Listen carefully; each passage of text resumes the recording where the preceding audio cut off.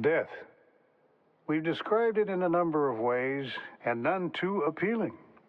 The Black Death, the great abyss, the empty void. Oh, and, oh yes, that too.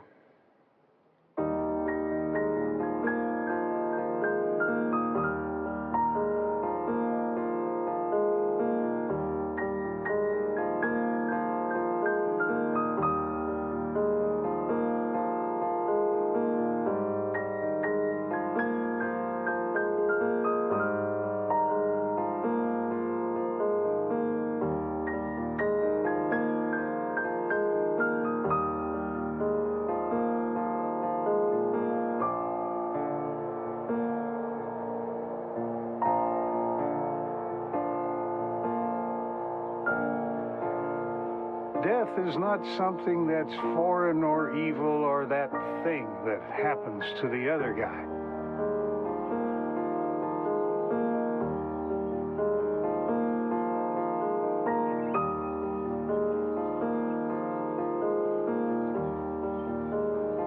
It is part of who we are, a part of life.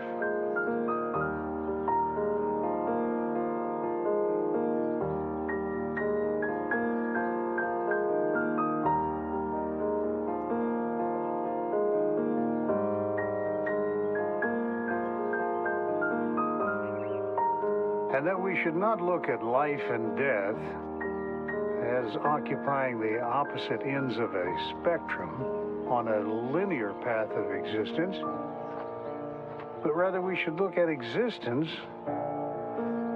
as a never-ending circle.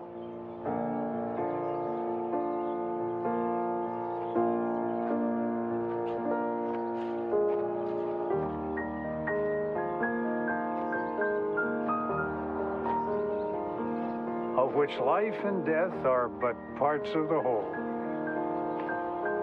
Indeed, parts of the same circle.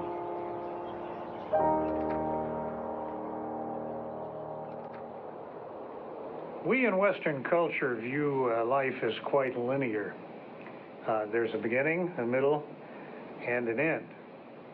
While this serves to efficiently organize our view of existence, it's a rather limiting perspective, don't you think? For instance, what if death were not the end of life, but rather an integral part of who we are to become? The Hindus believe that at the very moment of birth, the very moment we're born, we begin to die. What? What's wrong? I mean, aren't we all going to die? Well, who wants to be reminded every day about what?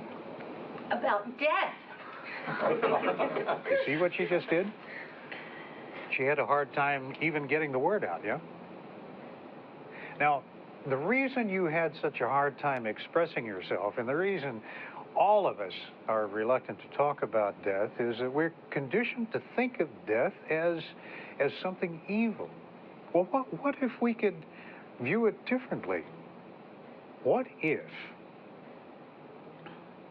we had this amazing paradigm shift and looked at death not apart from life, but a part of life?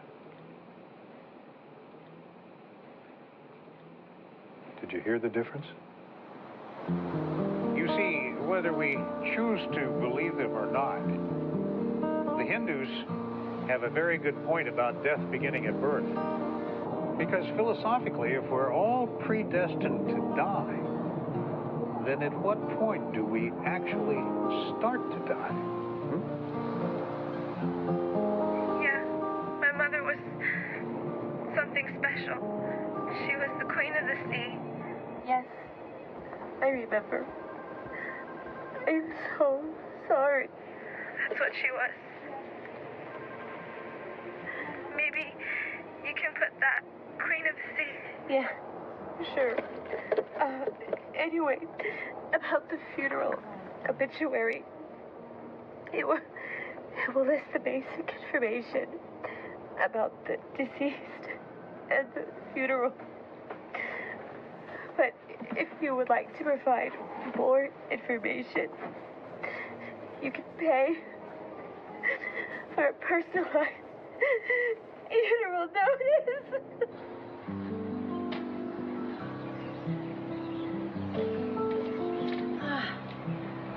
What happened now? You remember Dorothy King? She and her husband Ledward used to have their surf meet in Waikiki. They used to win all the tandem surfing contests when they were younger. She died.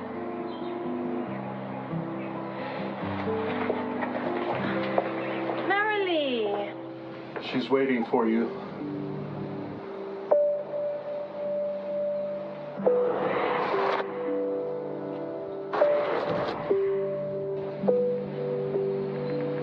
It's just that it's been 27 years. The captain said that he's received orders unless there's any new developments in the case.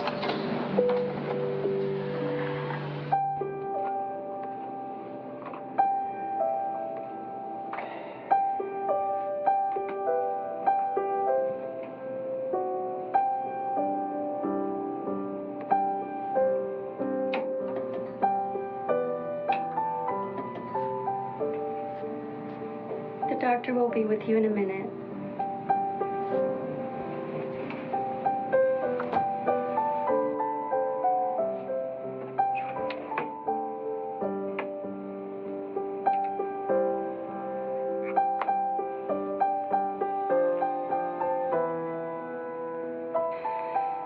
Maybe when you have children, you can tell them about me. You tell them yourself.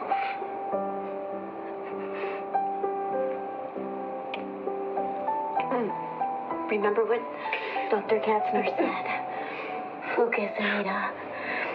Where is your place?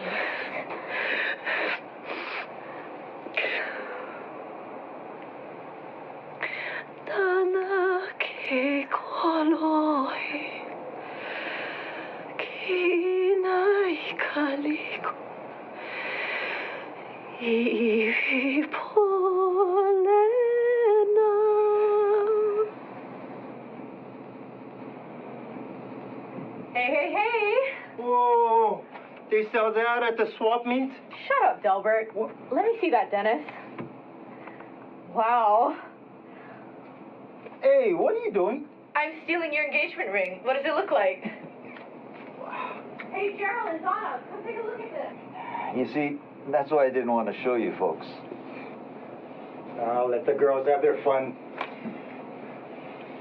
So, there's these two cannibals. Eating a clown? Yeah, so this one cannibal says to the other, "Hey, does this taste funny to you?" Good, huh?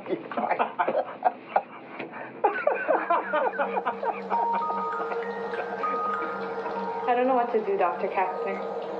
He's just talking funny. Lehua,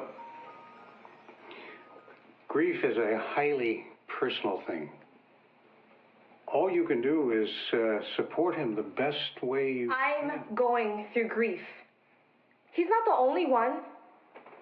Me and my brothers, we lost our mother. And then yesterday he calls us all together and tells us to always stay together and love each other. But what does that mean?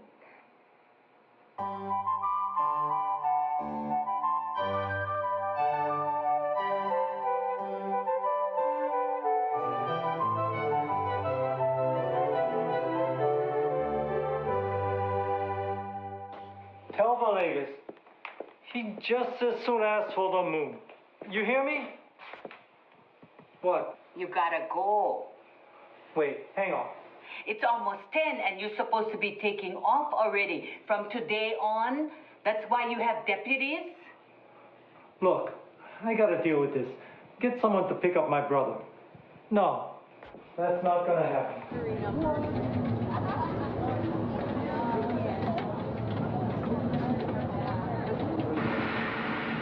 Yeah. Your brother's office called. Said he was working on this case. Sonora. Prosecutor, right? You know Corona Street in the valley? Yeah. Drive there.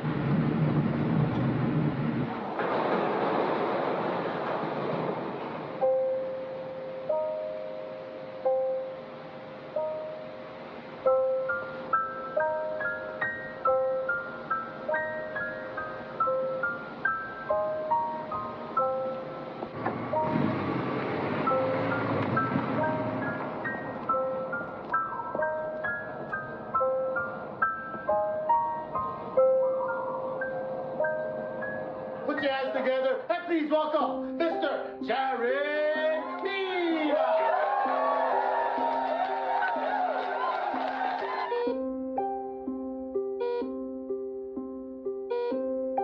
A god comes by and pulls him aside and goes, "What's wrong? What's the matter?" And the priest says, "It's the letter R. The word was supposed to be celebrate." And the pearly gates swing open, and the first word they hear God says is, "Aloha."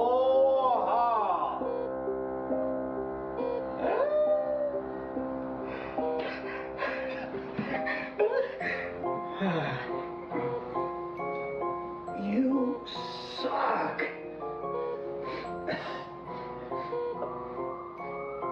Yeah, that may be, but you going die.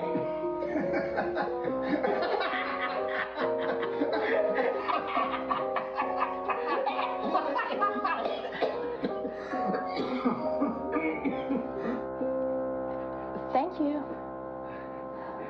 It means the world to Mr. Keeler.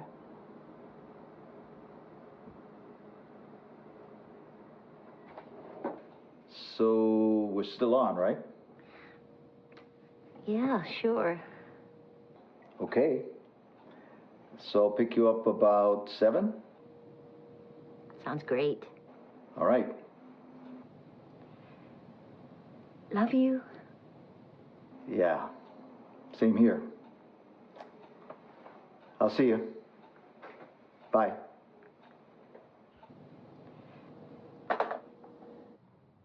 Anyway, Punchbowl said they have openings from Tuesday on, but the earliest we can get Kandai is Friday. Friday.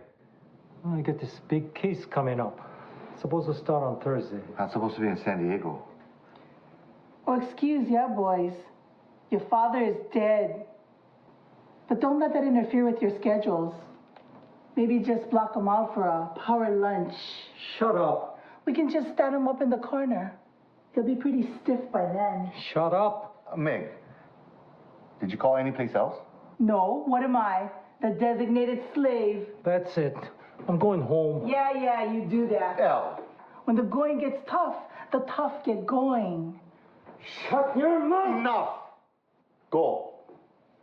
We'll talk outside.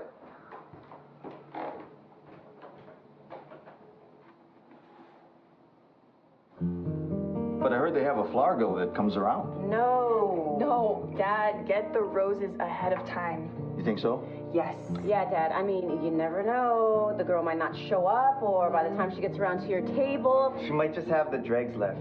Yeah, we'll pick up the roses, Dad. Yeah, you know what? Go to Mauna Kea Street. Yeah. What would you know about getting flowers for a girl? What? Look, I know, okay? I'm not this heathen that you guys think I am, all right? I get Terry some flowers every now and then. Not even. You do not go all the way down to Mauna Kea Street just to pick up flowers for her. I do. Daniel, you're saying you fight Chinatown traffic just to get Terry flowers. But I get some poor cash on my pool while I'm at the corner store, but that's it. I'm already there, okay?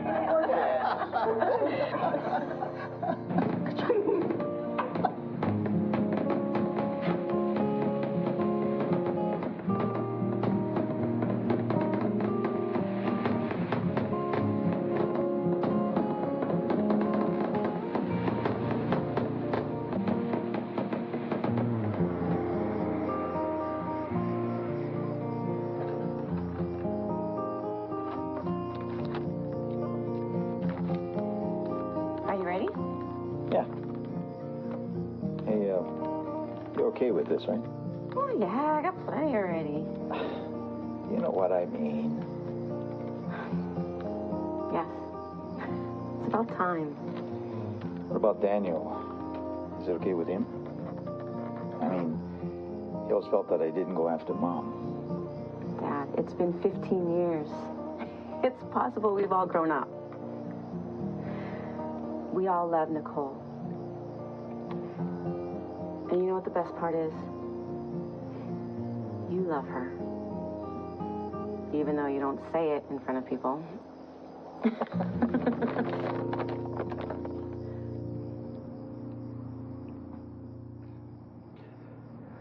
So you mean nobody monitors whether she takes her meds every day? What do you want me to do? Force her down her throat?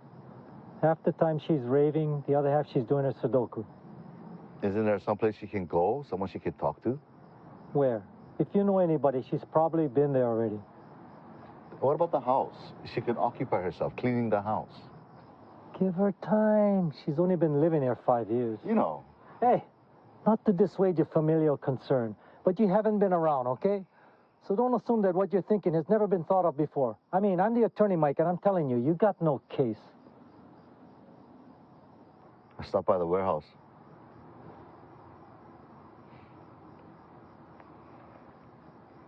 Now, remember a long time ago, there was this girl, 12, 13, something like that. She was raped and murdered over on the Windward side. Yeah, Melissa Turner. Why? On the flight over, these people behind me were talking about it. Local people? Don't think so. At least the guy. He was a dentist. He's talking to this woman. He said he had this patient who was a cop who lived in Riverside.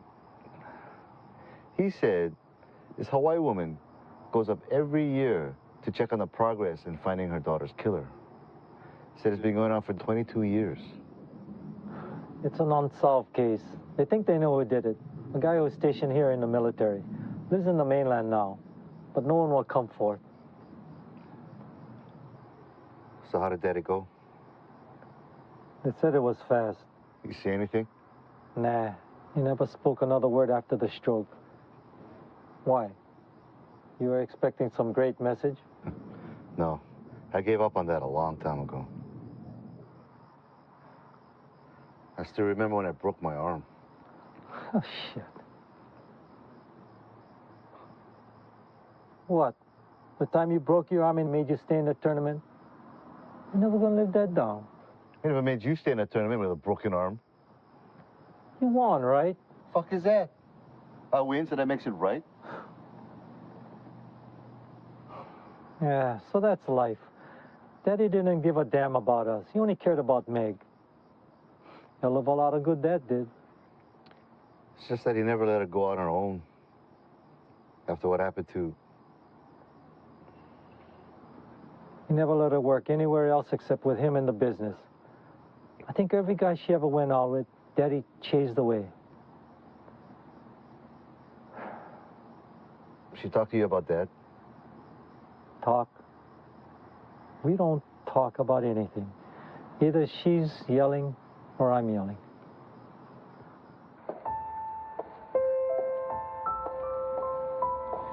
Why do we pray? For healing our illnesses, protecting our loved ones, for the joy of life, for the avoidance of death. We pray for any number of things. But why? Because we believe in God. I mean, isn't that basically what we admit to when we turn to another power greater than our own? You know, it's a funny thing. We all pray, whether we admit it or not, but we won't all admit to believing in a God. So if you don't believe in God or a God, I mean, who in the hell are you praying to? No, I mean it. You know what I'm saying? What if our dreams were not merely imaginary visions of our unconscious minds, but rather an extension of our souls into another realm. Interesting concept. Whether you believe that praying or dreaming has any relevance in our world really doesn't matter, now does it? It's the possibility of their relevance that is the important thing. She was the most beautiful woman. I used to say, more beautiful than Marilyn Monroe. Dad, your food getting cold. I think you should really eat. Hey, did I ever tell you kids how beautiful your mother was? We know, Dad. She was real pretty. Pretty? She was the most beautiful. Yeah, baby? You were the most beautiful of all the honeys on the beach. I used to tell you that all the time. No matter how many people out there, you were the most beautiful. Hello? Would you like to join us? That's okay. Well, what did your father do? He owned a construction company. Tsunoda Construction. Yes. So that was your father? Yes, and he was also in the 442. Oh, so you plan to have a military burial? Yes, right after. Now, you're no longer with the company, right? Because now you're... I'm with the prosecutor's office. Well, anyway, Father, what we want to... Excuse my stupid brother, yeah. It's Reverend Al. Just call me Katz. So, well, anyway, my father was, how do you say, he wasn't very religious. I mean, he didn't have any religious affiliations, you know what I mean? So we thought we'd take him to Kandai and have a Buddhist service. But the window of availability is tight. So we were thinking, why do we have to go to Kandai? Well, that's a good question. Where did the family go before? Kandai. But, you know, why? Well, are you Buddhist? No. No. So we were thinking, why can't we have the service someplace else? You know, like here? Oh, you can. So that's good. Well, the fact that we're not part of this church doesn't stop us. I mean, it doesn't prevent us from having the service here? No, not really. But it would be nice if you could attend Sunday service and meet the congregation afterwards. You know, after the bereavement period, why don't you come some Sundays? Well, that's not a problem. But I have to go back. Yeah, I'm not from here, that's why. But Al here will represent the family. Why don't you just make them join your church? They need help from God. Ignore her.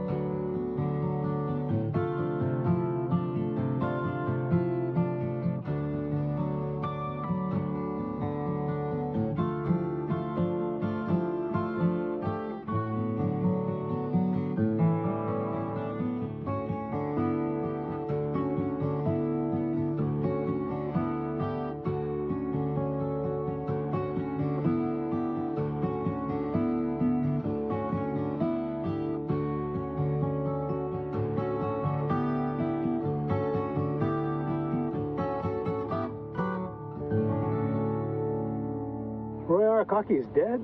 Since when? Since he died. Oh, man. He was a good guy. There are good guys on the dead. So how'd he go? He was sick for a long time. He had that, what is that? You know, that shortness of breathing. Emphysema? Yeah. You knew you didn't have much time. You was working with, you know, Dr. Death. That guy, James Kastner. Billy Arakaki is dead. Hard to believe. Trust me, he's dead. Dead as a doornail. Dead like Elvis. Stick a fork in him. He's done. Dead.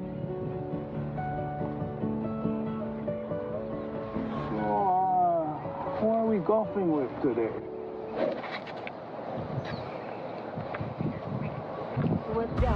Cause tomorrow's be whole and I say most. Yes, spirit, get down low. Feel like you battle mouth, so let's get on the route and wrap up. Don't buy up the devil bluff. Come with the truth, hard no fluff. Fluff this stuff from on the torso to his spine. Stand up in a straight line up, right down with Hey, what's Vicky doing here? You changed the schedule? Oh, Randy, she working my shift? No. Well, then why?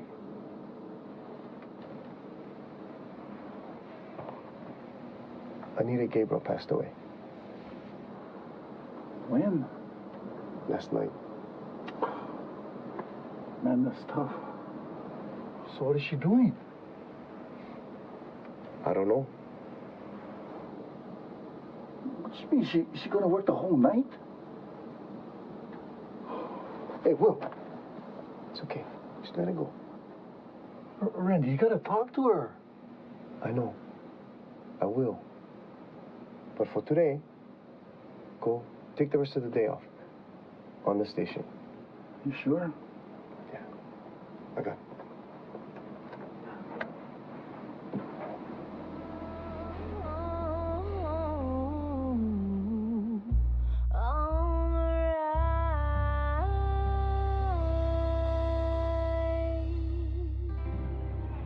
Hi. They tell me you guys need a fourth.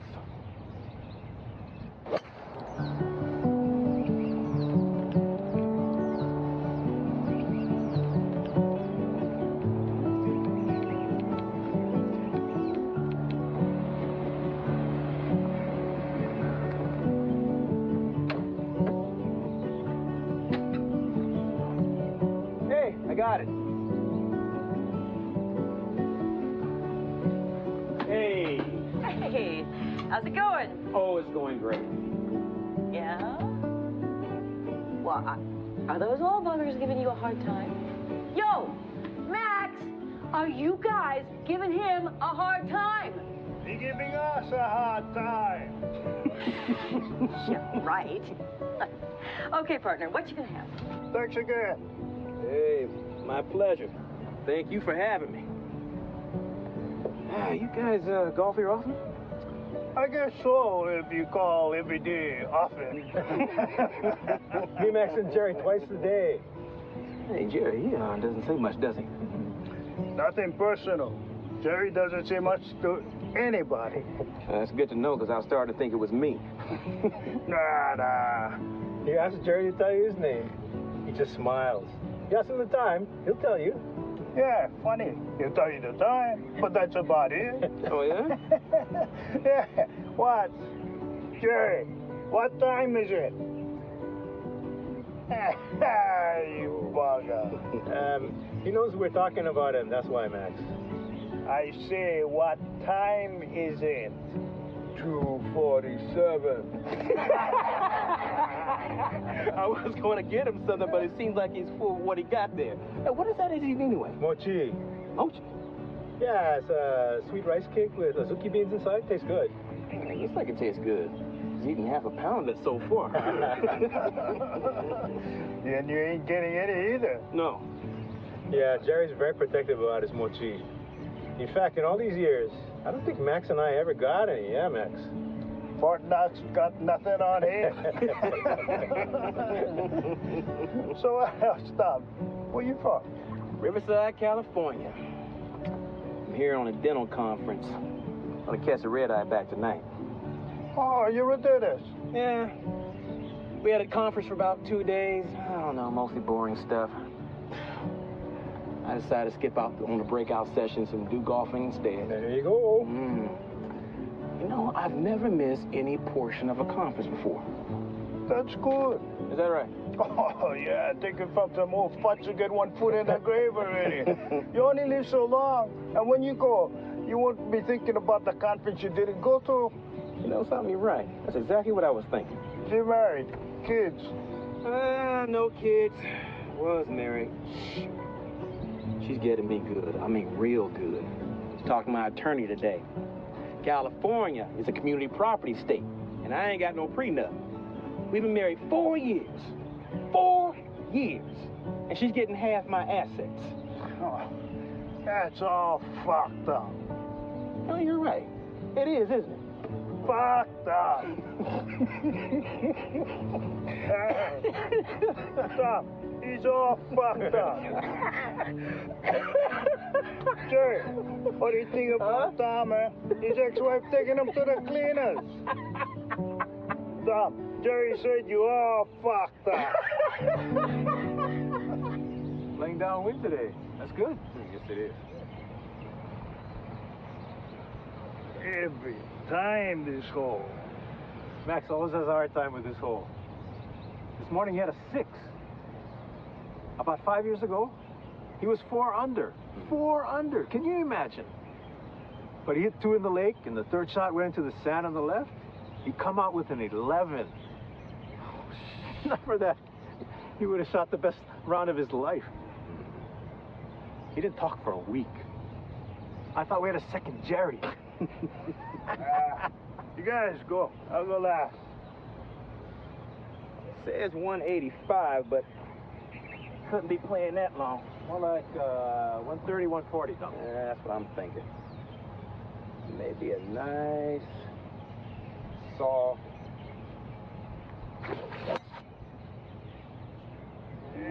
Oh, nice shot. Thank you. Gotta get legs, baby. Gotta get legs. Awesome shot, Jerry. Good shot.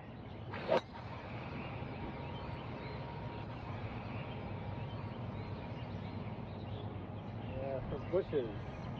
Hopefully it didn't go that far. Every time I play this hole, I blow up. Don't. Just I focus. don't know why. No, just focus. Nice, easy swing.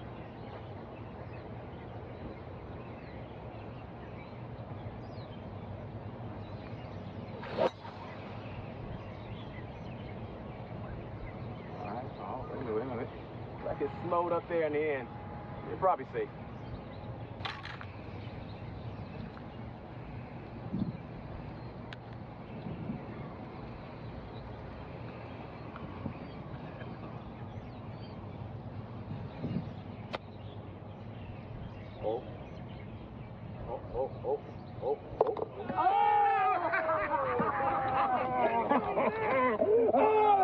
Awesome shot! Way to go!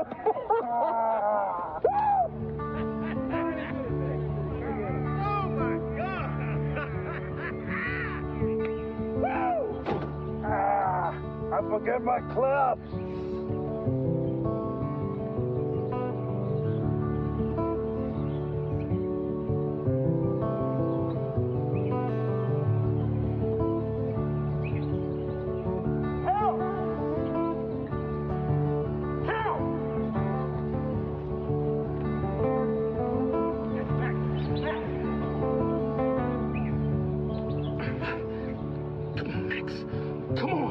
Come on, Max. Wake up! Come on, buddy. Come on. Max! She comes over to me and she says, "Hey, you look like you just got off the plane from Alaska or something." And I look up and go, "Huh?" And Anita puts her arm next to my arm. And she says, "Your first lesson is never, ever wear a short sleeve white shirt if your skin is more white than the shirt."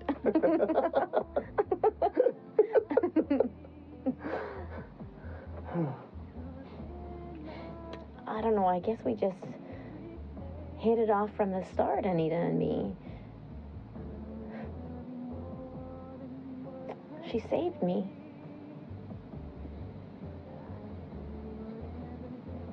She really saved me, you know? And I couldn't save her.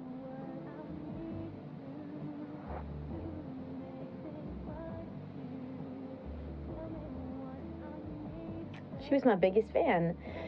Listened to me all the time. It's just that I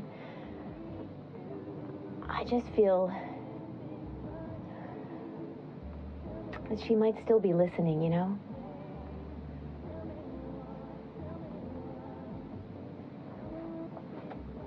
I'll tell the intern. You can start tomorrow. I'll see you in the morning.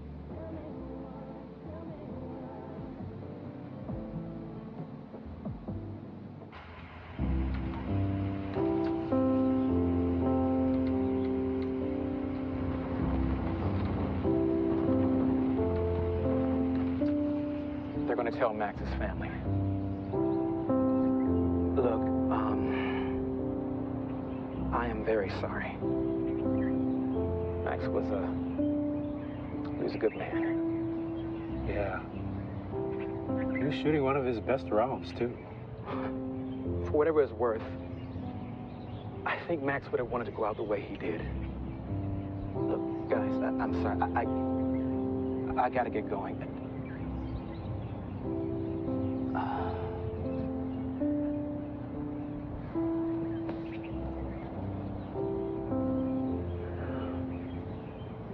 Take care of yourself, Harold. You too, Jerry.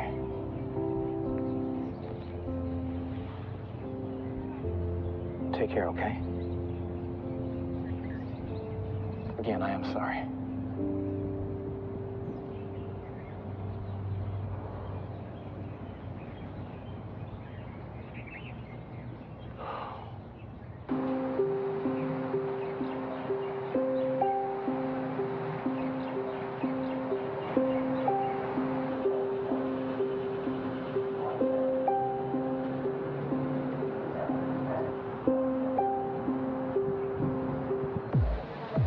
I'm a psychologist.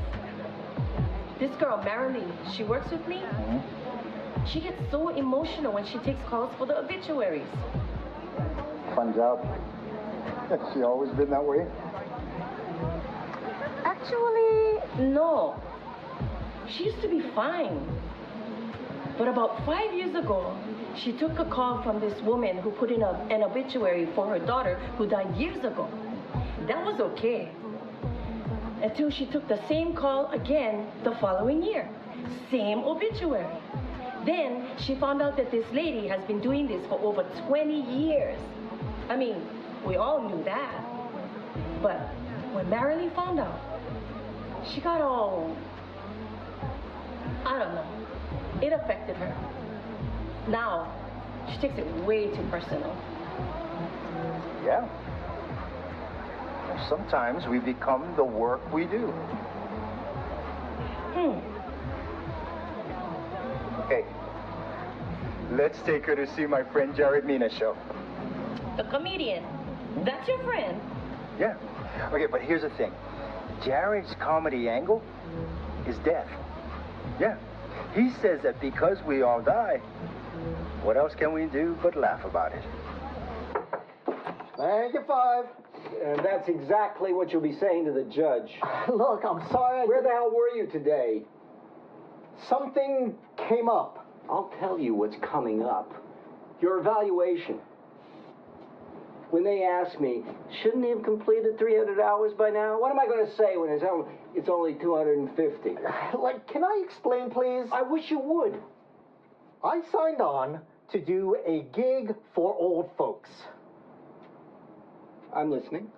But some of these people are on their last legs. I wasn't expecting that. I mean, they got me doing my routine for rooms where people can't get out of their beds. It's an old folks' home. It's old people. They can't get around. Yeah, but Phil, some of these folks are dying. Old folks die. They don't live forever. And the deal was, whoever wants you, you do. I didn't sign on for that. Oh, that's right. You didn't sign on. You were drafted. Jared.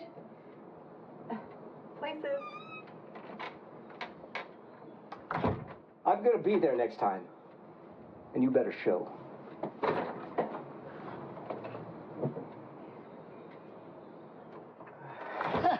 To which God replied, I sent you a car, a raft, a powerboat, and a helicopter. I mean, what the fuck else do you want from me? Thank you.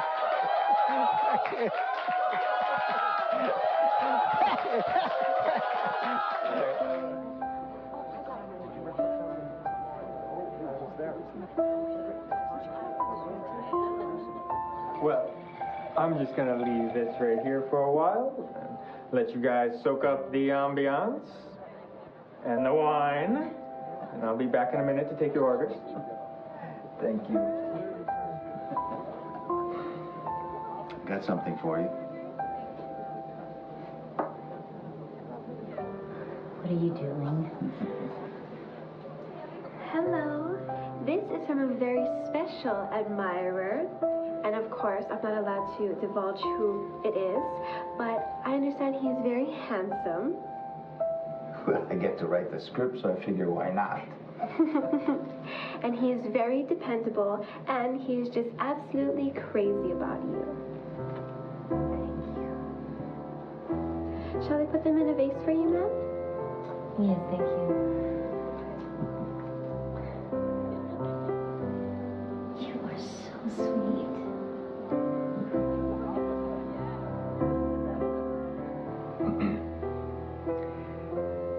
Nicole, I've been planning this night for weeks. Erin, Tracy, and even Daniel, if you can imagine that. They all did something to help. But it came down to too much planning, you know? I was worrying about this and that. Oh, heck. I wanted this night to be special. The girl said, order some champagne and put it in her glass, you know? But I didn't want to assume anything. Sometimes I wonder, you know, how I ever lucked out. Nicole, before meeting you, I literally thought I would never be truly happy again. But I am happy because of you.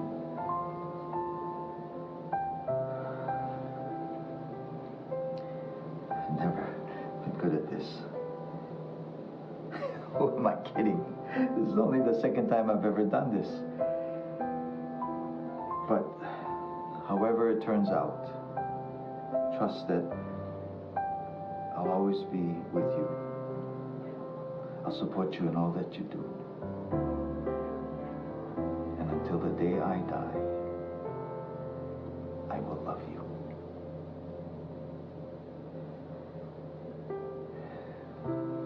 Marry me, Nicole.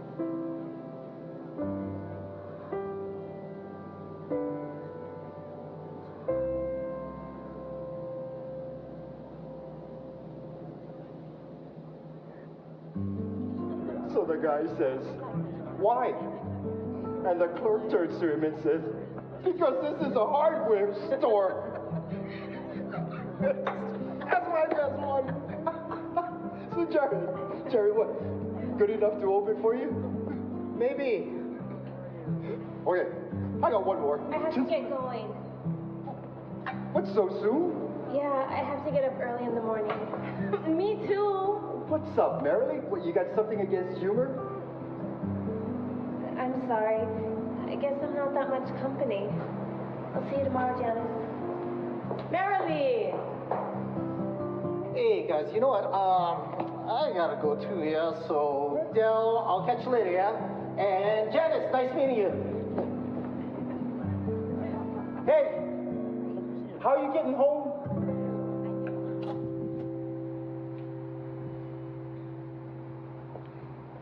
Marilee! Hey, Marilee! sorry about that. I guess it can get pretty stifling back there. Oh no, it's me. I guess I'm not much company. No, it's not you. Delbert is a protege of the thief of bad gag. It's funny. What is? You take a morbid subject, death, and you get people to laugh about it. I have to admit, at first I was quite taken aback, but I think it's really amazing.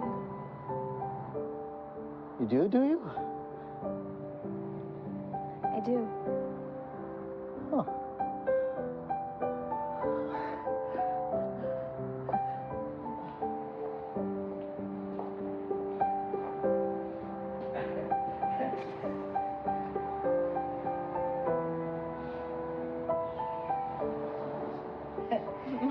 This is my car. Nice car. So, I guess this is the part of the night when one of us comes up with a creative way to take this to the next level? I guess so. Okay. Here goes. Can I get a ride home? What? Because I came here with Delbert, and I do not want to go back there and listen to another one of his jokes. God, hey, I promise this time, if you offer me a ride, I'll take it. Okay.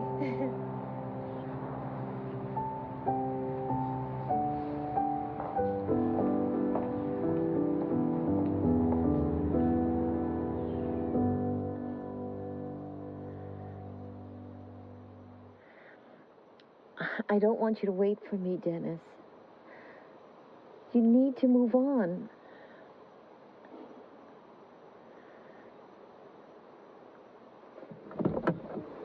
Dennis. Dennis. Dennis.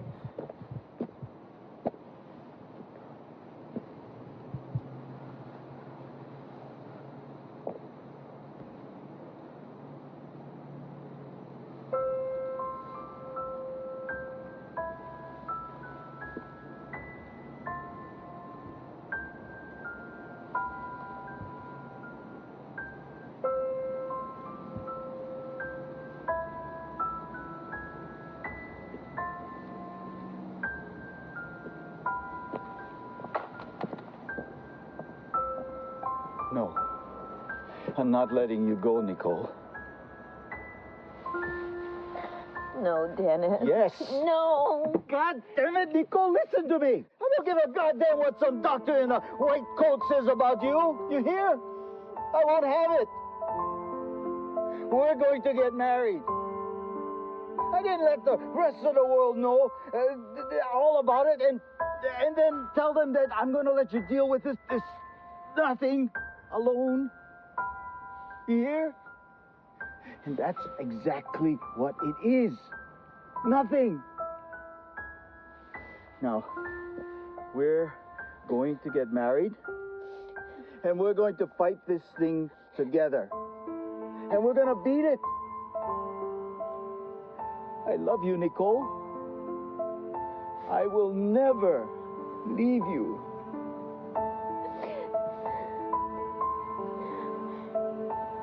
I love you too, Dennis.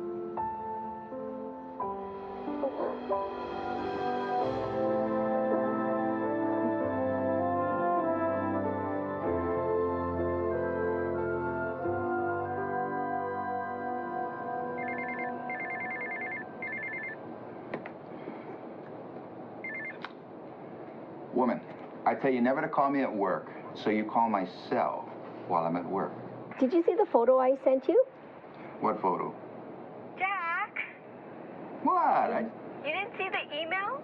I didn't have time. I've been in meetings all morning. This is the first time I've been at my desk. Okay, I got it. What do you think? Well, I can see Brandon's earring, and Shannon's got way too much makeup. Stop being so critical. Well, look, you got my seal of approval. Okay. This is what we use for our Christmas cards. Yeah. Okay, listen, I gotta go. Okay, see ya. So tell me, what's this important meeting you have with Mr. Boudin that's taking up your whole afternoon? Honestly, I don't know. He said, clear my calendar. What do you think it means? I don't know, Kimura. Can you take early retirement at 49? I'm going.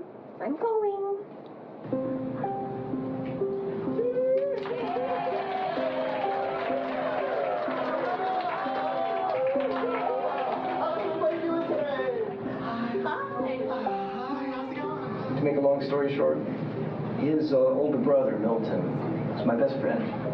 We graduated from law school together. Milt died about 14 years ago. His dying wish was to look out for his failure of a kid brother. Are you his manager? Part-time manager, part-time lawyer, part-time therapist, full-time pain in his ass. Okay. So, tell me about him. More than a fan, huh? I guess so.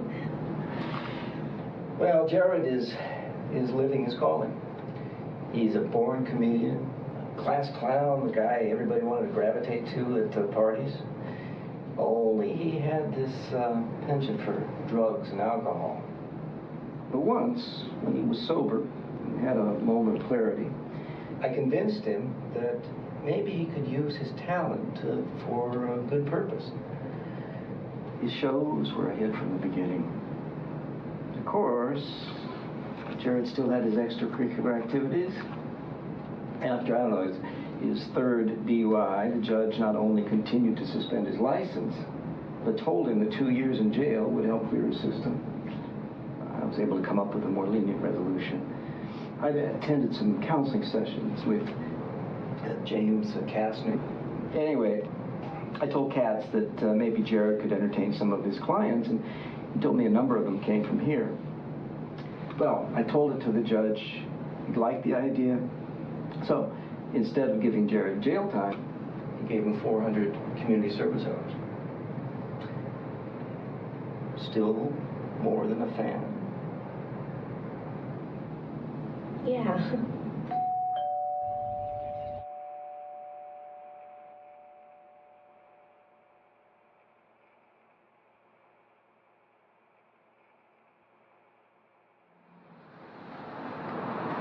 I'll get it.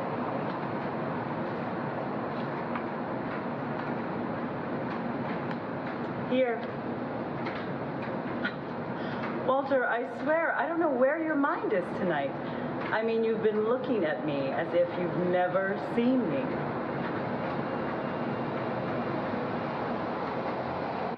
Walter! Walter! Oh, Jack. Hey. Thanks for coming. Hey. How you doing? I'm doing fine. Doing fine, Walter. That's good. How are the kids? How's Tyra? Same as they were yesterday, Walter. I'm sorry. No, don't apologize. Walter, I hope this comes out right. But,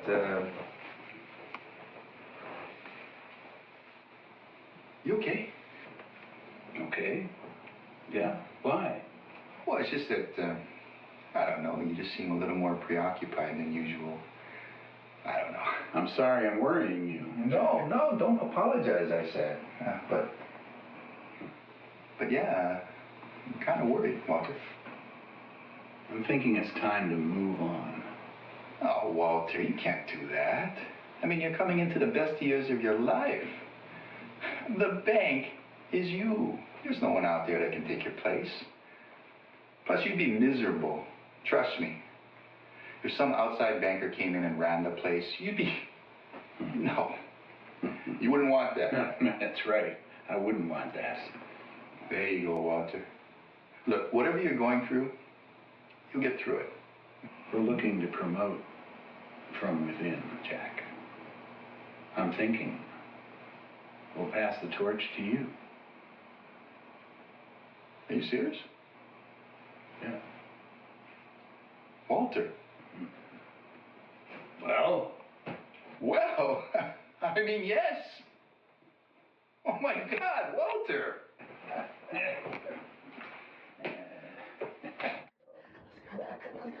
Oh, nice shoes. What's up with the shoes around here? I know. I'm sorry, Vi. I promise I'll make up the hours. Hey, Mr. Barrett, Keeler. wait.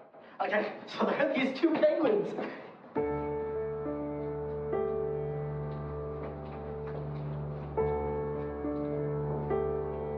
I'm sorry. I should have called you. When? Last night. He was really happy these last few weeks. You made him happy.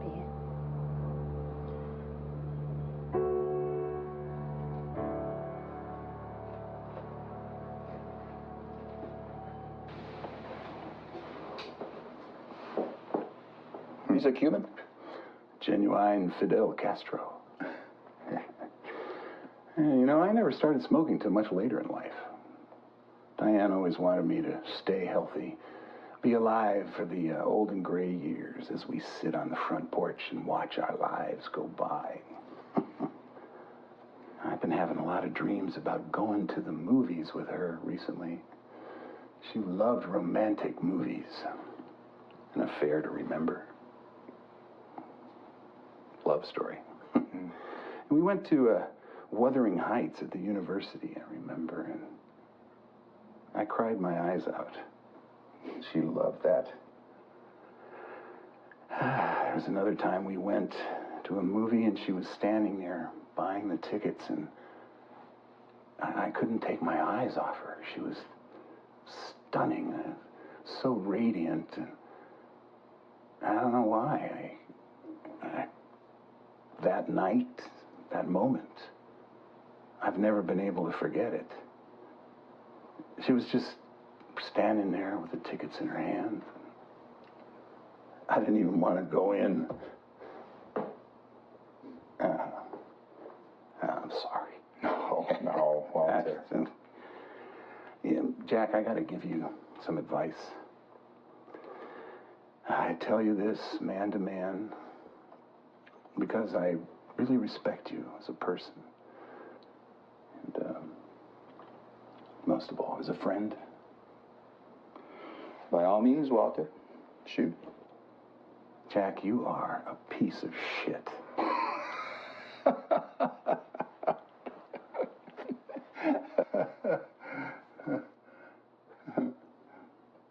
What? Jack, don't get me wrong.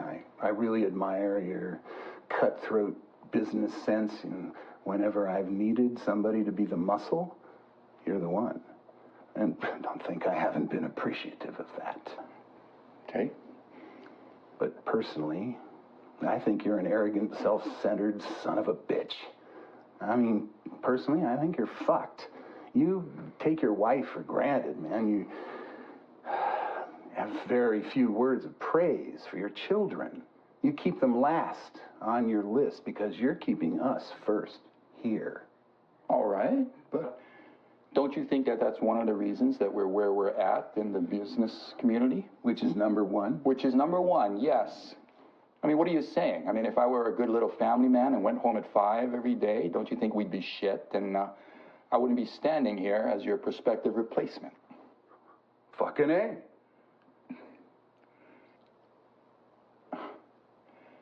So would you mind extrapolating on your train of thought there, Walter? Or would you want me to just turn around and bend over the next time you exhale? Listen, Jack.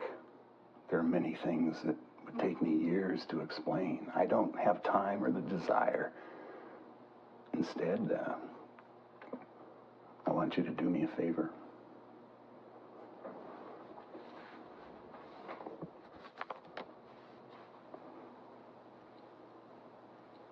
A ghost tour? Yeah. I want you to go on that tour. What? Why? Because you need it, Jack. You need it. The same way I needed it 20 years ago, only I didn't know where it was 20 years ago. All I knew was this. Now that I know... Walter, what the hell is going on? Just go on the tour. But why? You want to be president and CEO, don't you? What are you saying? That my appointment is predicated on my going on a ghost tour? No, no. Your ever-loving soul is.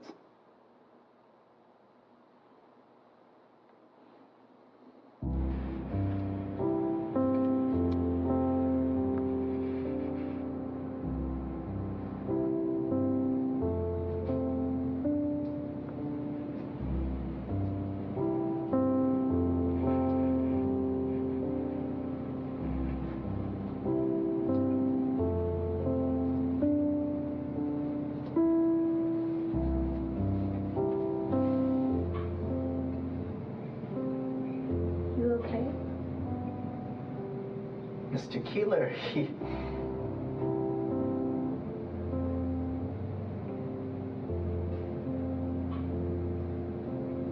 Do you want to talk about it?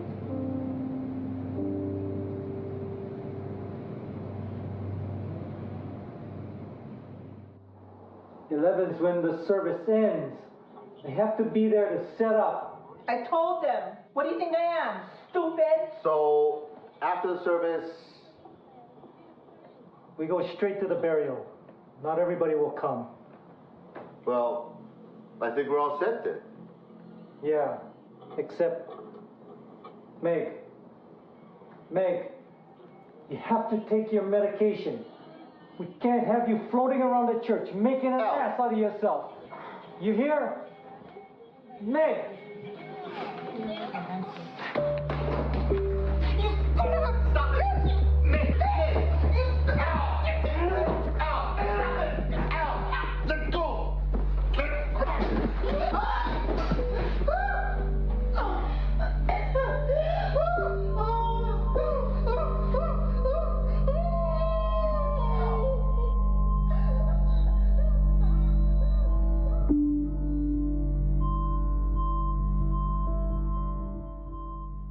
Jack Kimura. Yeah.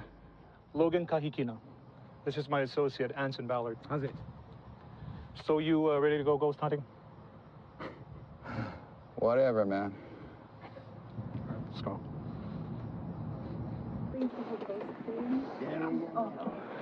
Everybody, this is the late Jack Kimura. Everybody make yourselves acquainted and introduce yourselves to Jack. Hey, where's your salt and tea leaf, mister? Mister! Hi, Jack. There you go.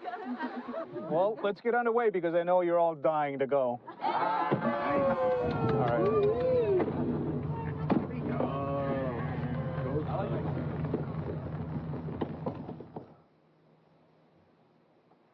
What the hell happened?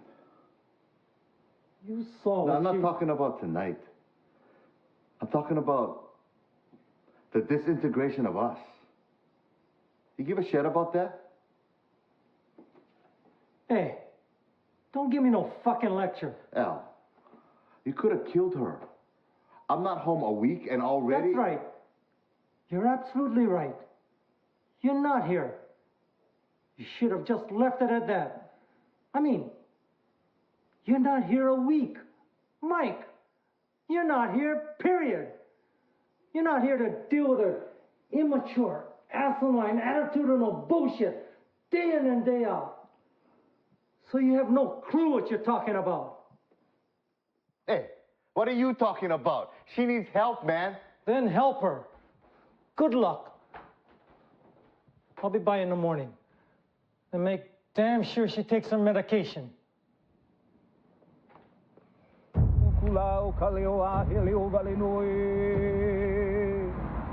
Today you can see the ghost of the faceless woman in theater number 6. When the lights come up, she will be in the 5th row on the left toward the front of the screen.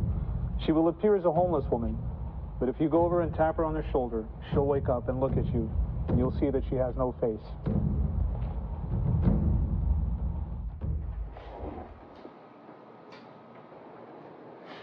No, leave it off. You okay? I'll be all right.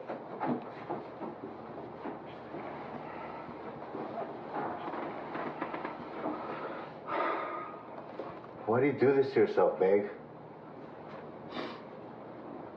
I don't know.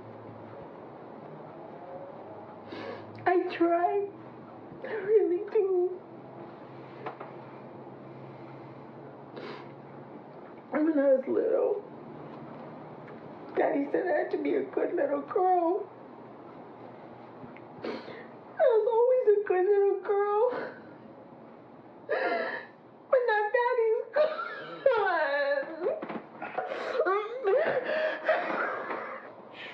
It's okay.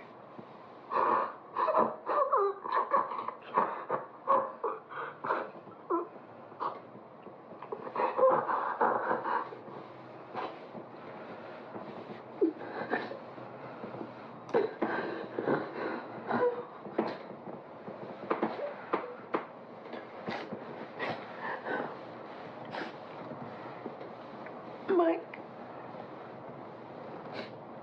what was Mom like?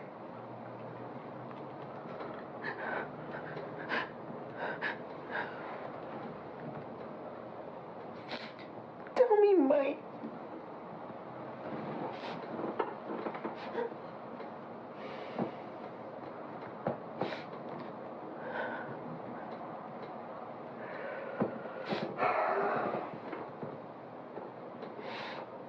Mama's pretty.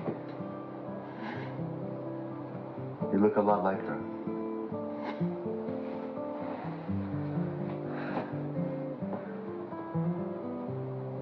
She would make Al and me breakfast every morning. Wouldn't let us leave the house without eating.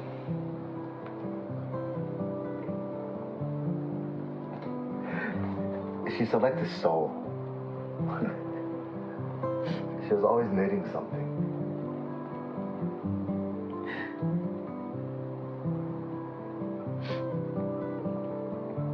Was she looking forward to, you know?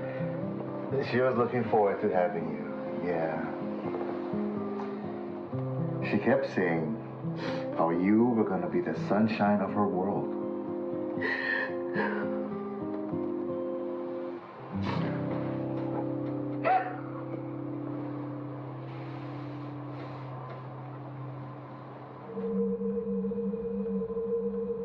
Kyle Fukushima, he says to himself, I've got it. I will commit the perfect crime. The perfect crime was to kidnap the only son of the head of this company. The landlords wanted to kick his parents out. They released Billy to Kyle Fukushima. They watched them both walk hand in hand into the black Packard taxi cab. And little Billy is sitting in the car looking at Kyle Fukushima saying, this is not the way to the hospital. It's the other way. Kyle reaches into his back pocket and pulls out smooth rock and begins to bash the back of the boy's head in. It turns out that it is Kyle Fukushima's own sister that turns him in. Kyle Fukushima is hung to death at Oahu prison, so his actual bones are located here. Kyle Fukushima has no living relatives.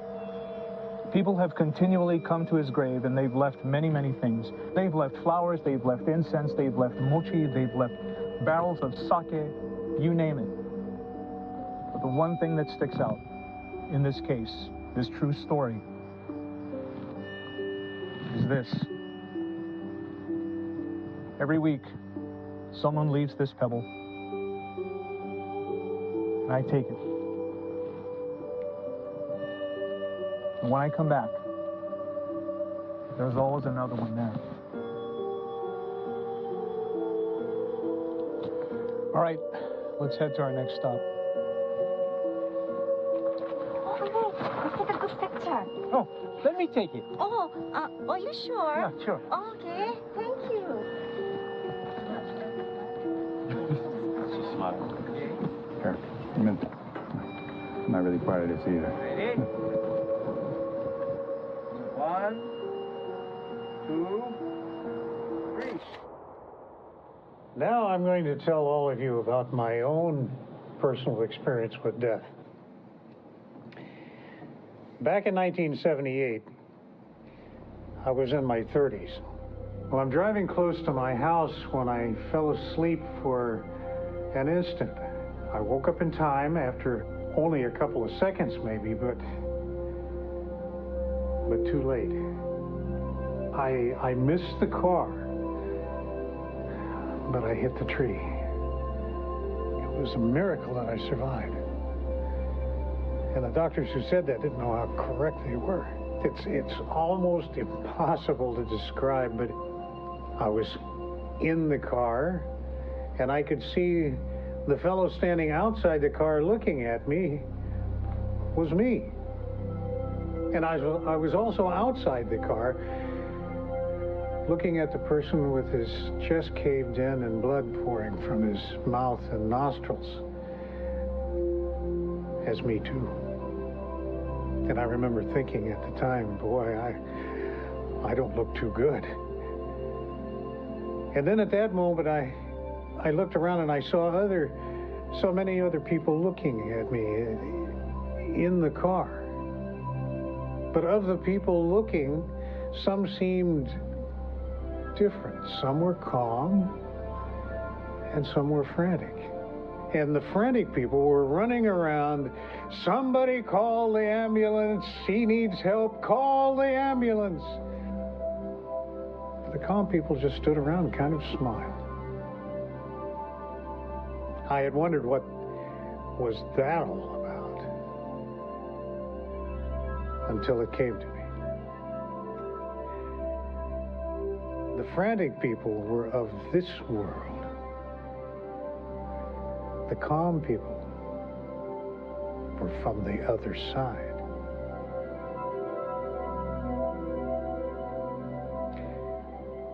And then one fellow, a young Asian man who was standing near, walked over and looked at me.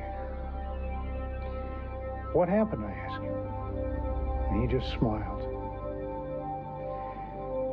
And in the moment he smiled, there was this great light, so bright, brighter than the brightest star, more bright than the sun, and yet I wasn't squinting. I took in this glorious light, and I felt so peaceful, you know. And then I see this fellow. He's no longer a man, but now a little boy. And he plays in a river. He likes to pick up stones. He's a collector, you know. He's got all these nice, smooth stones, and I ask him, what are you doing? And he tells me he's being happy. He says being happy is one of the great things that people could do, but we seldom take time to do it. He says, if I had to live all over again, I would play by the river with my stones forever and ever. Now, while I'm enjoying all this, I'm still very confused. So I ask him, what are we doing here? And he says, don't you know? And I says, no, what? And he looks at me and says, you're dead. No, I cannot be dead. And immediately I see myself on an operating table, as if I'm hovering right next to the ceiling. Now, the doctors and nurses are frantically trying to save my life. There's panic and chaos, and I'm just on air looking down. I remember seeing the words, for room 15B, written with a black marsh pen on the top of the light fixture. Anyway, I'm floating up above and I think, hey, this is pretty cool. I know it sounds strange, but time, you see, has no relevance. I mean, there's no such thing. I remember asking him, was this heaven? is this what heaven is like? And he told me, no, where we were wasn't heaven, but a place in between earth and heaven. It was a place where souls had choices. They could either return, go into the light or heaven, or stay there. The boy said that place between heaven and earth was his choice. And when I asked him why did he choose to stay rather than go into the light, he said, well, he had some unfinished business. I asked him what it was, and he said, you'll understand one day. He said he still had a lot to do, and one of the things he had to do was to tell me to go back down. But by then I'd grown accustomed to the feeling of the place. I actually wanted to stay, you know. But he said no. I had to go back. I had things to do back there. I'm thinking, what about him? Why can't he come back with me? But before I can even ask, I knew that he could never really come back. He was to move on, for he still needed to do some things first. For some reason, everything made absolute sense in the moment. I can't tell you what that was for. I can't remember. But I knew then that everything in the universe made perfect sense. And then no sooner than that, I was back in my body. I could feel the tremendous pain. I could no longer see anymore, and I knew that the beautiful realm that I had the privilege of visiting was millions, zillions, a whole dimension away. People told me I must have hallucinated everything. But I know it happened. I know because after a month I was able to walk around freely and climb to the top to check the light fixture. And there it was, 15B.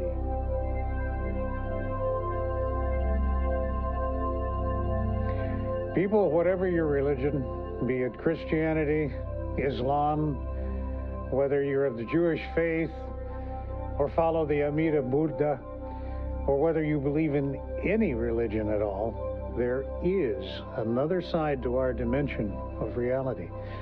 And it is as real as anything real in this world. We have nothing to fear in death. Dying may be painful and perhaps prolonged, but death brings us to a beautiful place. And so if our ultimate destination is so beautiful, why can't we make our dying beautiful as well? Hey, I know someone that works for you. Really? Who? Wanda de la Cruz. Oh, God, that's not true. Oh, what do you mean? She isn't your executive assistant. She's my executive assistant, yes, but that doesn't mean she works. So, what's your story? If you didn't want to be here, why come? Well, my boss, Walter Boudin, you know who he is, right? Hey, Walter. Well, he suggested that I take in this tour. Why?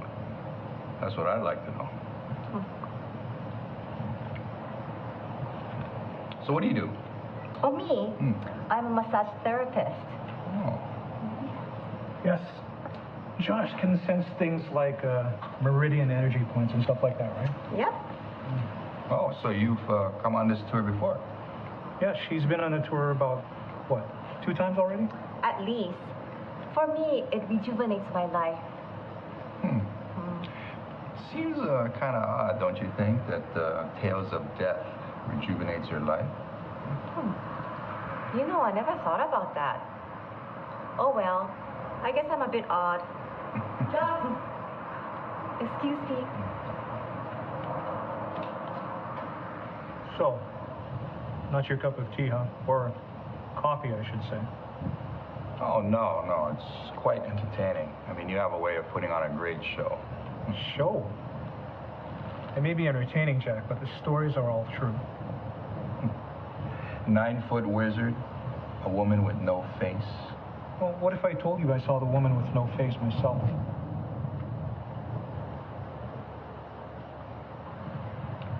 Back at that cemetery, where you said it was known to have the spirits of children.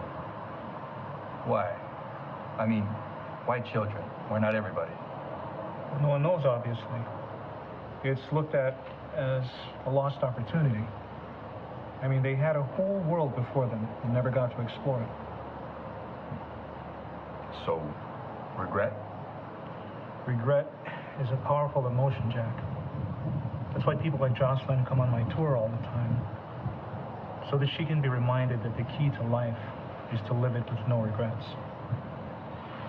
You've heard about people who are dying and on their last breath of life, they hold on until they can say their goodbyes. And once they get to say their goodbyes, they pass on, right? It's kind of like sports. What's the saying? Leave it all out on the playing field. That's the kind of life we want to live. Because if we don't, sometimes we stay back.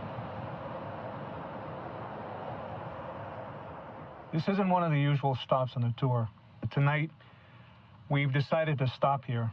And I don't usually tell stories about people while they're still alive, but the man who used to own this building has recently passed away. And so I want to share with you my understanding of this story as it happened 45 years ago. This used to be the site of one of Hawaii's most successful construction companies. The owner of the building was Teruo Tsunoda, a very proud man, the 442nd veteran. He had a beautiful wife and 2 bright, athletic sons. They were both 18 and 12 when Sachiko became pregnant with their 3rd child. It was both a surprise and a blessing. Aside from being a successful businessman, Teruo was a trained martial artist and also trained his sons in judo. They were so good that they annually made the U.S. Nationals. But in the year of Sachiko's pregnancy, this became a dilemma as she was entering her 8th month. Sachiko did not want to deny her sons the opportunity, so she urged them to go. Teruo didn't feel right, but eventually he gave in to his sons' pleas and flew with them to Boulder, Colorado to the competition. It was while they were gone that the tragedy happened.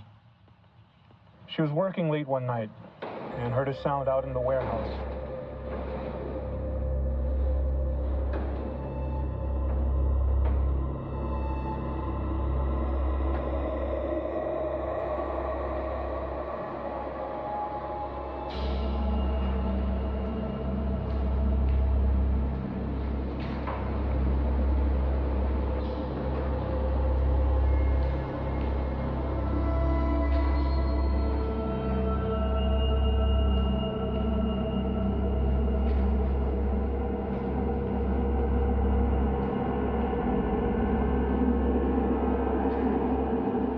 Teruo was notified, and he and his sons flew back immediately. But by the time they arrived, Sachiko had died. Miraculously, however, they were able to save the baby, and it was a girl. What I've told you thus far is all true. What follows is based on local legend. The incident would change Teruo's life forever. Sworn to avenge his wife's death, Teruo became an integral part of a vigilante group that would be known as the Guardian Squad. They were all men like Teruo himself, who had suffered the great loss of their family members as a result of being beaten, raped, and murdered. Somehow they found one another and formed a blood vow to avenge the murders of their own and to do the kind of work that the local police could not do. It was reported that they helped the police convict some of Hawaii's most notorious criminals during the 70s and 80s. They did this by using their own methods and by fighting the criminals on their own turf. In essence, fighting fire with fire. Eventually, with the help of the Guardian Squad, Teruo Tsunoda was able to find the 3 men who killed his wife.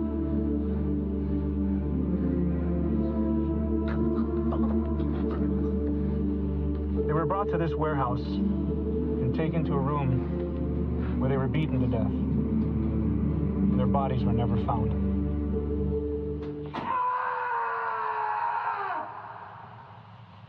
Did they ever convict him? Who would convict him? The police was backing him up. That's what you were saying, right? That's what the stories say. By the way, who do you think was one of the sons? Alan Sonoda, the prosecutor. Yep. Whatever happened to the business? What about the little girl? The girl, who is obviously grown up now, worked with the father as his office manager. Upon hearing rumors about what happened to the men, she finally confronted her father and learned that the men were killed in this warehouse where she worked. This revelation caused her to have a nervous breakdown. Afterwards, the business dissipated. And about 10 years ago, the Sonodas finally closed it down. It's been empty ever since. Dripping from his throat that has been cut from ear to ear. Are you kidding me? That happened here. No, it's an urban legend. But what isn't an urban legend is the story of Melissa Turner. 27 years ago, 1984, only 13 years old. She was waiting at a bus stop in Lanikai with her friend. The blue Dodge Dart rolled up. The passenger window was open. He reached over to the glove compartment, pulled out a gun, and pointed it at them, and forced them into the car.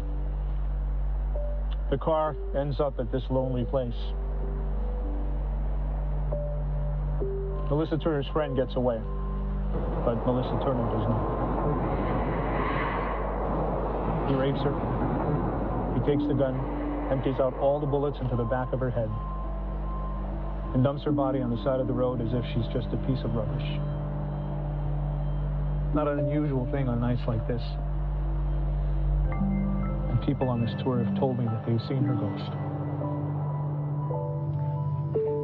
Oh, wait, let's take another group picture. And Anson, you two this time.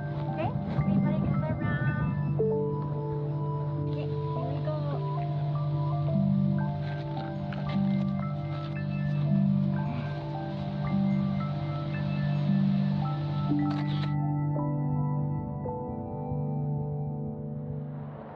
Why haven't they caught the girl's killer? Not enough evidence. But I thought they had a suspect. I mean, I remember reading that they even extradited somebody from the mainland. Well, they could have pinned it on him, and besides, the guys they picked to testify as witnesses refused. Do you believe all this? Well, somebody knows something. I mean, the No. I mean, all of this. You believe it? Well, whether you believe it or not, I mean, everybody's perception of the supernatural is different. But, Jack, why did Walter Boudin tell you to come on this tour? I don't know. You tell me. He didn't tell you? No. 2 weeks ago, Walter Boudin claimed to see the spirit of Melissa Turner. I mean, he was really shaken up. He said the girl's soul was talking to him from beyond, and she told him that she was stuck in another world and she couldn't move to heaven or earth until justice was served. Jack, how would you characterize Walter? Well, aside from the last 2 weeks, I'd say the rock of the earth. What? Well, then, what makes somebody like Walter Boudin, conservative guy, a business legend, claim to see the ghost of a murdered girl if he didn't? Logan, what you're suggesting is like how someone on a lake sees ripples that they can't account for. So obviously, it must be the Loch Ness Monster. I mean, come on. Well, then, how do you explain his knowing specific things that nobody else knows? The color of his hair, the clothes she was wearing. The power of suggestion. I mean, look, Walter might be a giant in the corporate world, but maybe he's a wuss when the lights go out. I mean, he gets captivated by the way you tell your stories. I mean, in the dark, with the wind blowing. He gets the EBGBs. I mean, I was affected by the way you said things back there. And before you know it, he starts repeating the things that you said in his head. And then all of a sudden, he sees extra riders on the bus. Jack, you don't understand.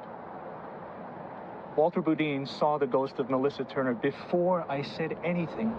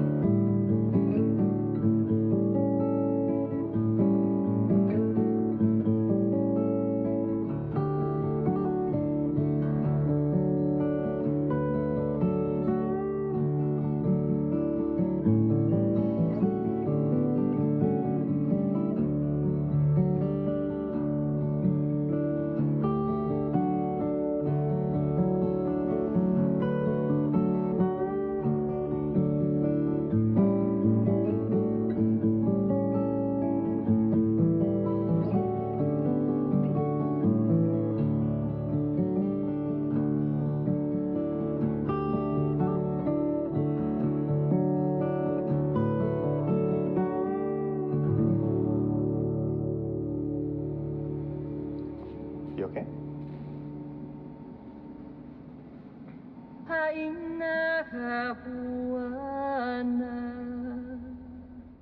ai lone oh sweet Emilia oh ko aloha.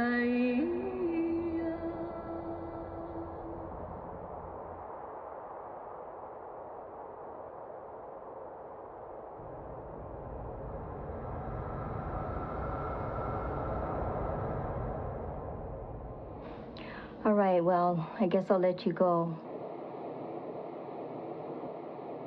Hey, Tyra. Yeah?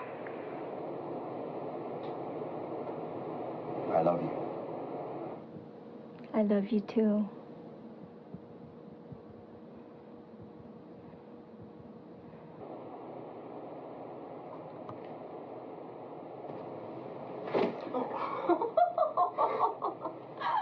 So sorry. That's all right. I like a morning heart attack to get me started. So, how was it? Oh, are you telling me that the whole office knew?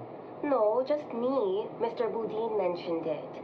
You know he took my place on the tour when I couldn't go. What? How's that? My friend Jocelyn, you met her, right? She's been wanting me to go forever, and I was supposed to go a couple weeks ago. But I went to James Katzner's Death and Dying workshop instead. And you know something? It was amazing. Jack, you should go. It'll change your life. Anyway, I bought the tickets, yeah?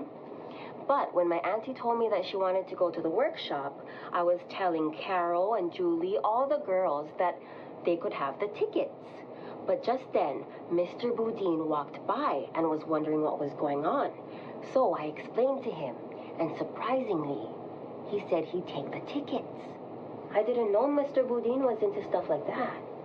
But he had a dream that somebody gave him tickets, so he took them. Tickets? Movie tickets? I don't know, something like that. Anyway, I told him he didn't have to pay, but you know him.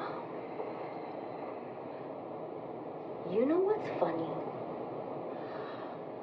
Mr. Boudin was talking about his dream, and my auntie... Wanda. Oh, sorry. I just wanted to know how the tour went. Wanda. Look, if you and the other girls aren't doing anything for lunch,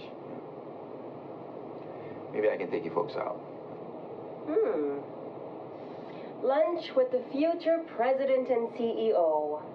I think we can fit that into our schedules. Shoots, wait till I tell them.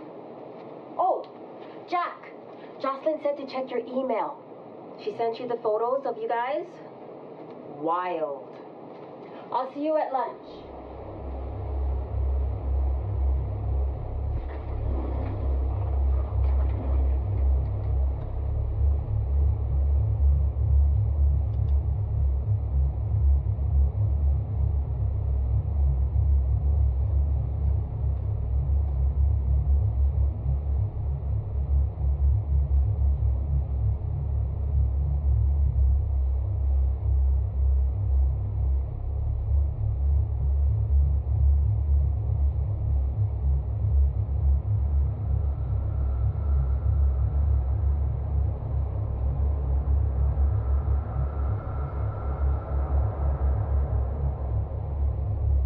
Walter, I have a feeling we'll remember this moment for the rest of our lives.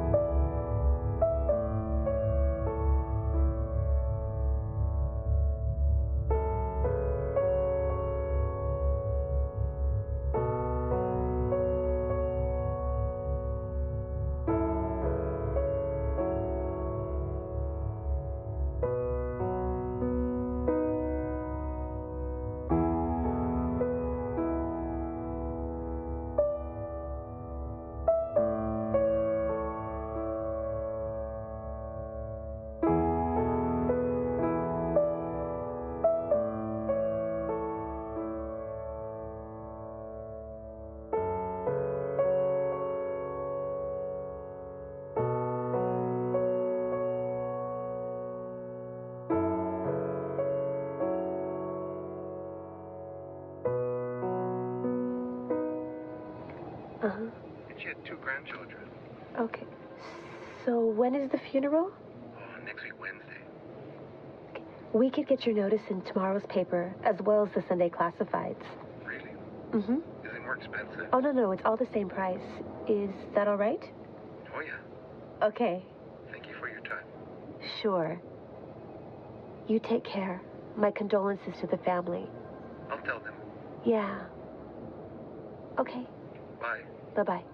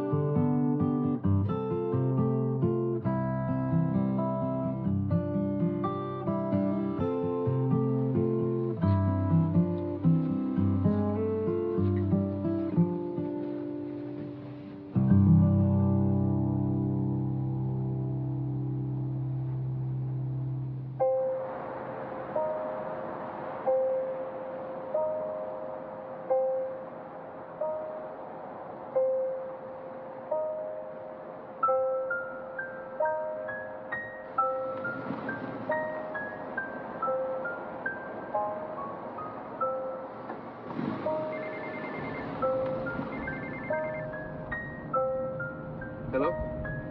Hey, Hey, what? see the paper? Yeah. Well, you talk about Walter Boudin? I was reading. Weird. What? I don't know. Ever since coming here, I've been thinking about that case. And now... And now, Walter Boudin, the guy Dad said was one of the toughest men to ever be in the Guardian Squad, takes it on as a personal crusade. Anyway, I called because Meg was cleaning out the outside closet. Meg? Yeah. I don't know. I came by. She was covered in dust. Looked like she was at it the whole morning. Anyway, she came across this box. It had all our old trophies. Even stuff from our judo days. Oh, yeah? Like what? There's a photo of the day I won the elite division at the U.S. Nationals, and you won the junior division. Oh, yeah. Yeah, that was a good day. Yeah. He kept everything. So, what are you gonna do with them? I don't know. I mean, it's only one box. Yeah, it's only one box. It's not that much. I could even send it to you. Oh, no. Keep it at Dad's place. When I come back, I want to go through it. Okay, well, I'll see you folks then. What?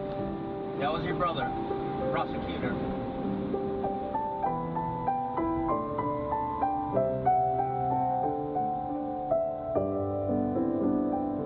Yeah. That was my brother.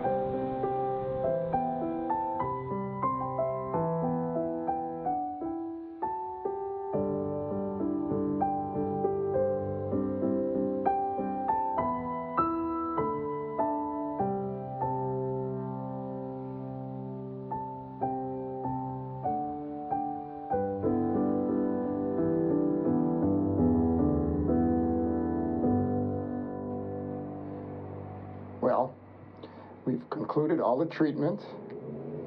It all went very well. But based on the results, I have to tell you that according to the cancer and how far it metastasized, I think we're looking at 5, maybe 10 years at the outside.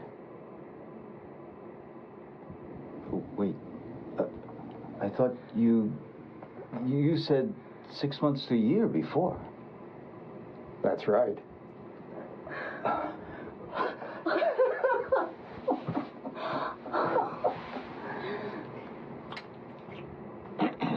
I'll be right outside.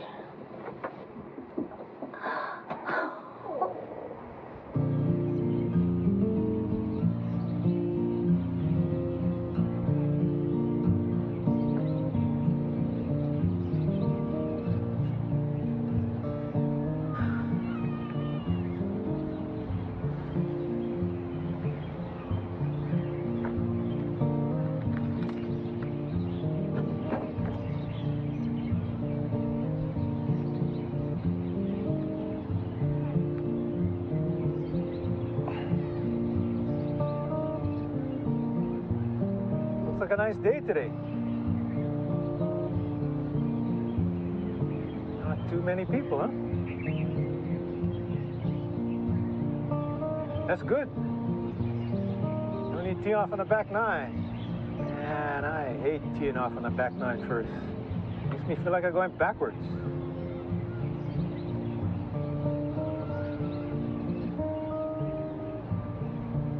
Jerry, if we're gonna golf together, you're gonna have to talk, you know.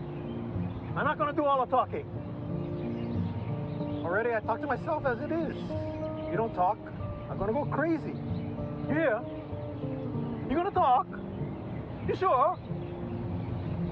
Because if you don't talk, I'm not gonna play. You understand? Well, say something. Yes. What? Yes. I asked you to say something, and you say yes? Yes.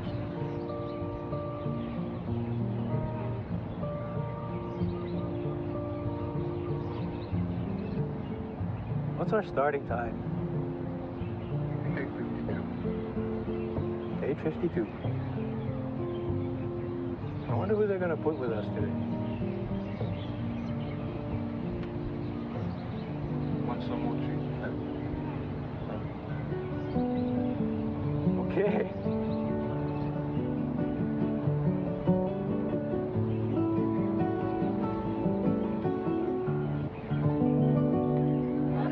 They don't get any tougher than at the old folks home.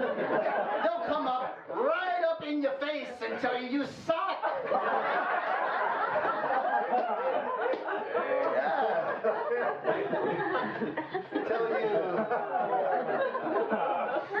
suck. You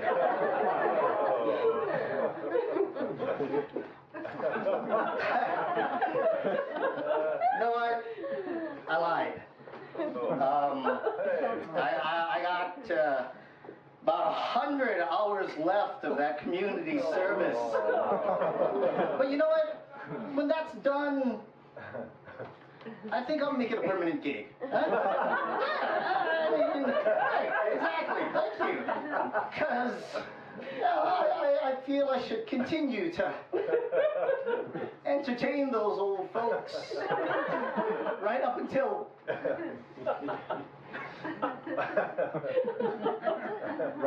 they die.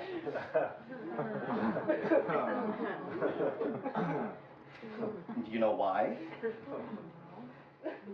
Because there's nothing more important in this world than being real.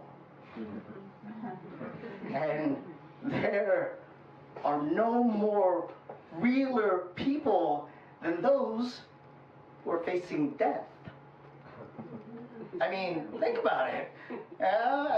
The dying are probably the only true and honest people on the freaking planet. Yeah? I mean, when you're dying,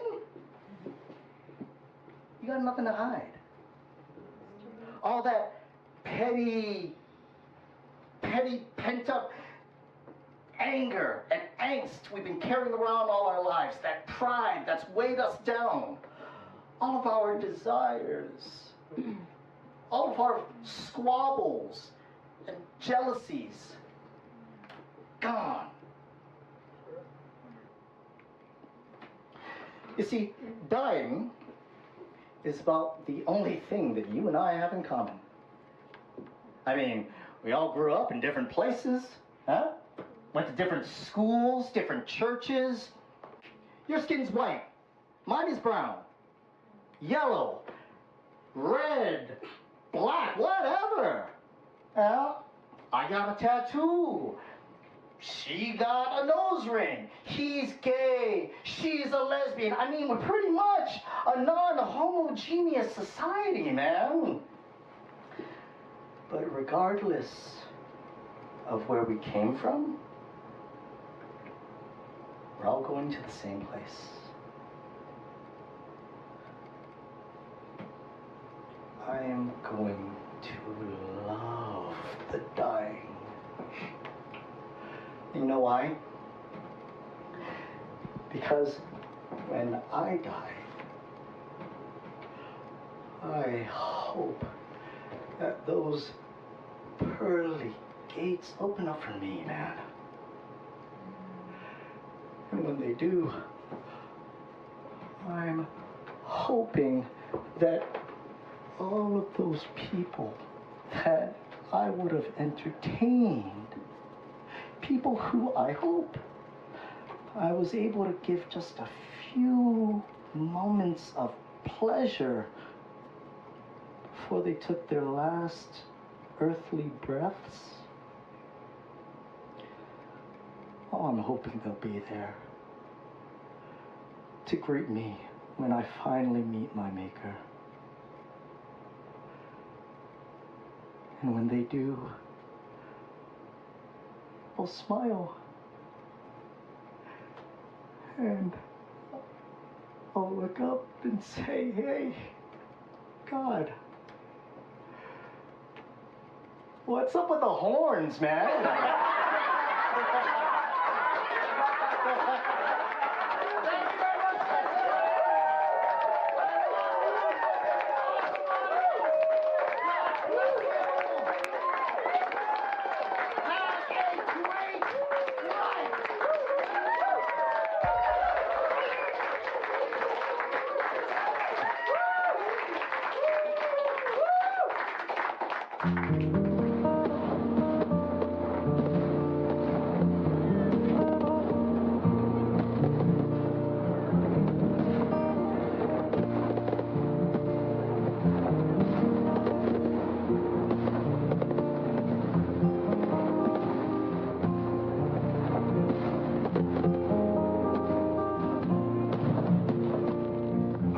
Such wonderful, moving stories that allow us to witness so many different facets of death.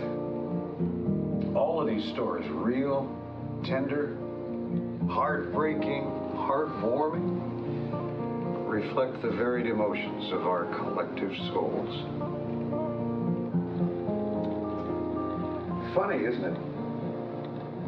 We approach death as this total stranger lurking out there in the dark, waiting to snatch us. But I tell you, my friends, death is not the enemy. It is many other things. As we saw in our stories, we define death as love. It is a means toward reconciliation. It is courage. It is mystery and wonder. And not to forget, death as a reason for hope eternal. I am not well. My heart pumps half what it should. If anybody, I should be afraid of death. But I tell you, I'm not. My friends, death is not this black specter waiting to take us away. It doesn't even have to be a black death. It can be turquoise, lavender, teal, whatever you want. Death can be a wonderful part of our lives. Don't block it out. Let it in and embrace it. Yes, even love it. You know, we've learned so much together, you and I, but we have so much more to learn from where we're going. And so my parting words to you all, until we all meet again, have a great death.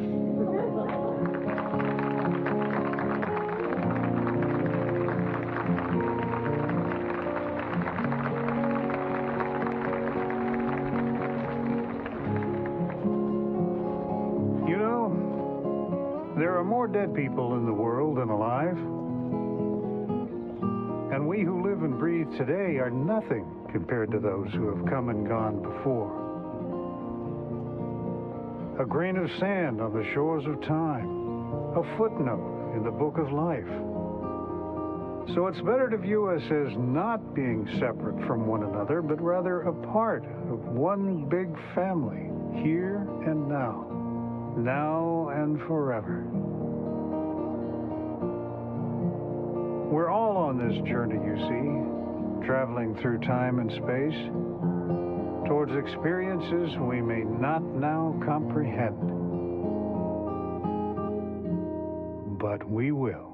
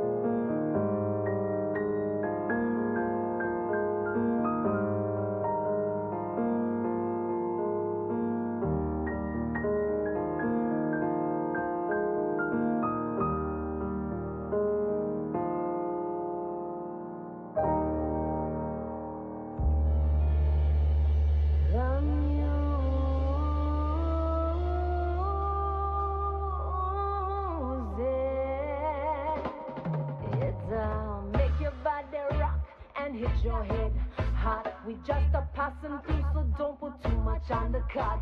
You were down, cause tomorrow's be whole in the same mood, so your spirit get down low. Feel like it bad to mouth, so let's get on the route and wrap up. Don't buy up the devil bluff. Come with the truth, hard no fluff. Fluff this stuff from a numb torso to his spine. Stand up in a straight line up. Right down with right in front of the battle line of the spirit. Wall of warfare. Last days you got to be aware. Yeah, look, but don't stare. Don't marvel at what was always there.